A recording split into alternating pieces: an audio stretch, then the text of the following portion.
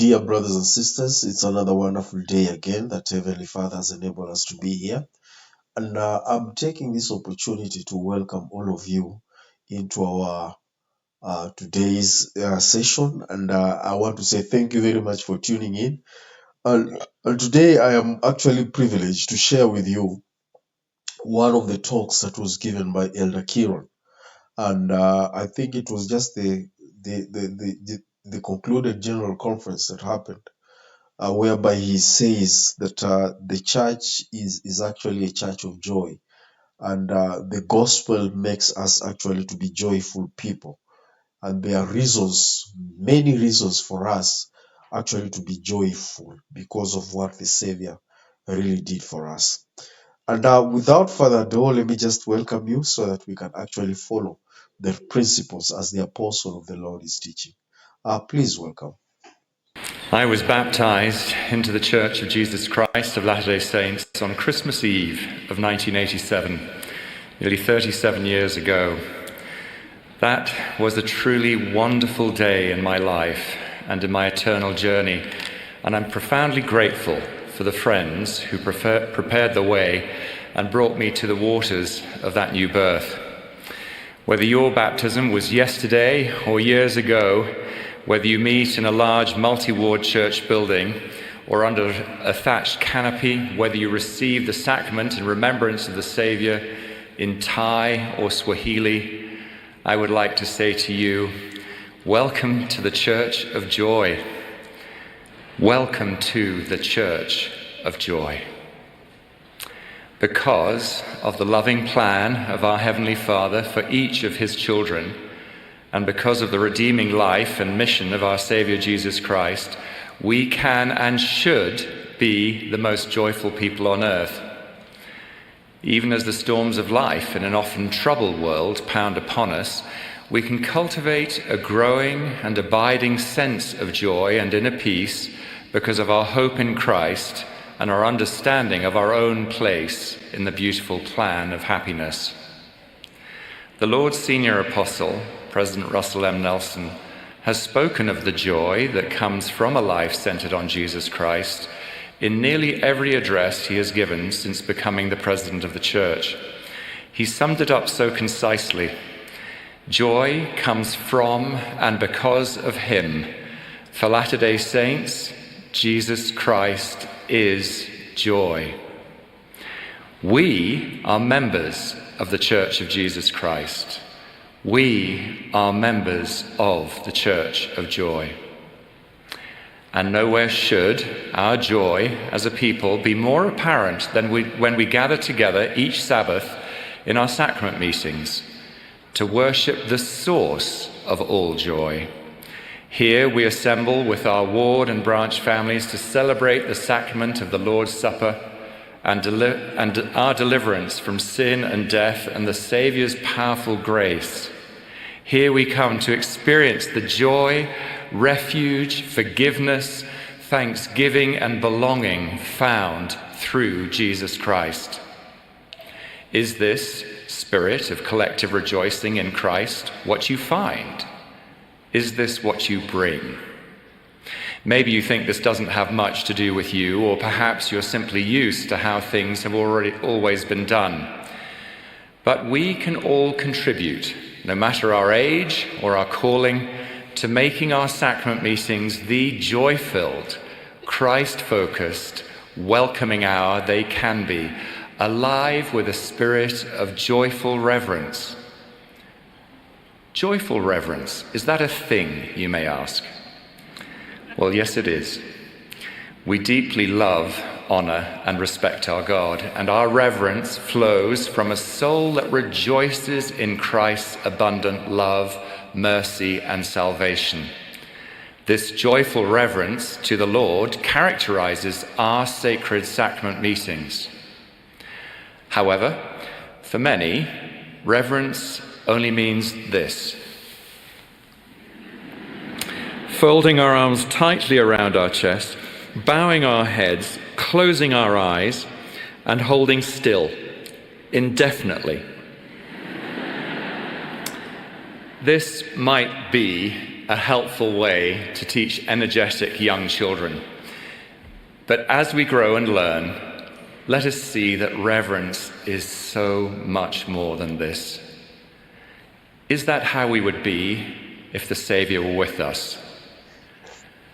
No, for in his presence is fullness of joy. Well, for many of us, this transformation in sacrament services will take practice. We do not gather on the Sabbath simply to attend sacrament meeting and check it off a list. We come together to worship. There is a significant difference between the two. To attend means to be present at, but to worship is to intentionally praise and adore our God in a way that transforms us. If we're gathering in remembrance of the Savior and the redemption he has made possible, our faces should reflect our joy and gratitude. Elder F. Enzio Buscher once told the story of when he was a branch president and a young boy in the congregation looked at him on the stand and asked loudly, "What is the man with that mean face doing up there?" Those who sit on the stand, that's speakers, leaders, choirs, and those who gather in the congregation, communicate to each other this welcome to the Church of Joy through the expressions they wear on their faces. As we sing, are we joining together to praise our God and King, no matter the quality of our voices? Or are we just mumbling or not singing at all?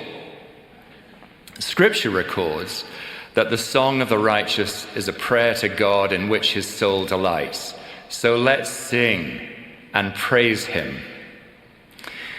We center our talks and testimonies on Heavenly Father and Jesus Christ and the fruit of humbly living their gospel, fruits that are sweet above all that is sweet.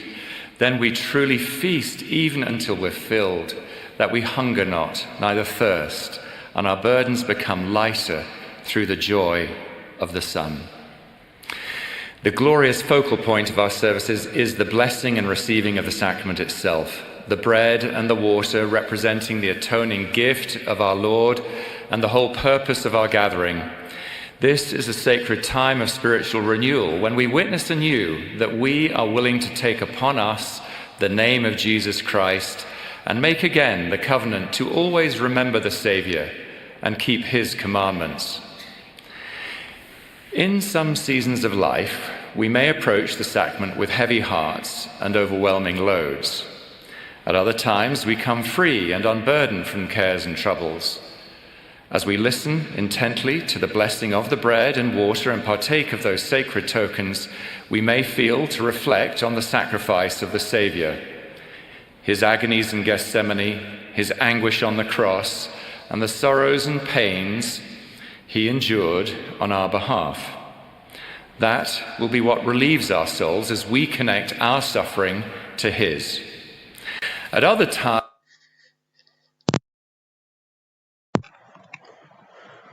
Exactly, that one really makes me thinking, because there's a difference between actually coming to worship the Lord and the difference of just attending church. The difference, there's a big difference there. Just coming to worship the Lord. And then there's difference in attending the church. And I like what the apostle is saying here, that when we come, we are coming to worship him. We are coming to worship him so that everything that we learn, there are things that will change our lives. That is the essence of what sacrament meetings are all about. Worshiping, but not just being there, attending. You can attend, yes, but you're not worshiping. That is something to think about.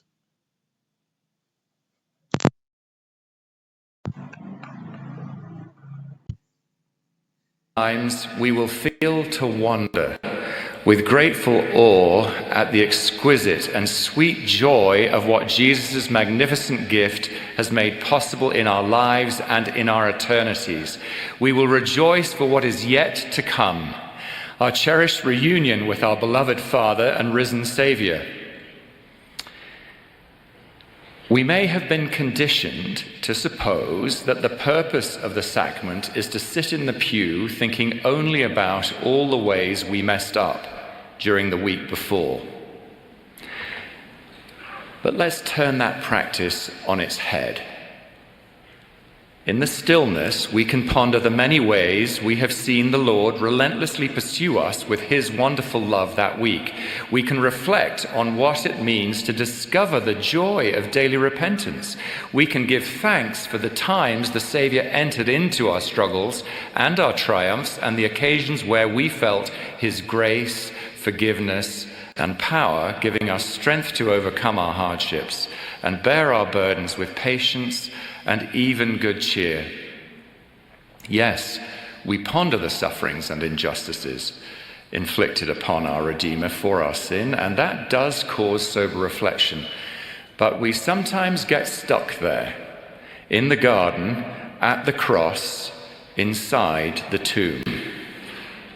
We fail to move upward to the joy of the tomb bursting open, the defeat of death and Christ's victory over all that might prevent us from gaining peace and returning to our heavenly home. Whether we shed tears of sorrow or tears of gratitude during the sacrament, let it be in awesome wonder at the good news of the Father's gift of his Son. Now, for parents of children who are young or who have special needs, there is often no such thing as a time of stillness and quiet reflection during the sacrament. But in small moments throughout the week, you can teach by example the love, gratitude, and joy you feel for and from the Saviour as you constantly care for his little lambs. No effort in this pursuit is wasted, and God is so aware of you. Likewise, at home, we can begin to enhance our hopes and expectations for our time at church. In family councils, we can discuss how each individual can contribute in meaningful ways to welcoming all to the Church of Joy. We can plan and expect to have a joyful experience at church. The ward council can envision and create a culture of joyful reverence for our sacrament hour, identifying practical steps and visual cues to help. Joy looks different for different people. For some, it may be exuberant greetings at the door. For others, it might be quietly helping people feel comfortable by smiling and sitting next to them with a kind and open heart. For those who feel left out or on the margins, the warmth of this welcome will be crucial. Ultimately, we can ask ourselves how the Saviour would want our sacrament hour to be. How would he want each one of his children to be welcomed, cared for, nourished, and loved? How would he want us to feel when we come to be renewed through remembering and worshipping him?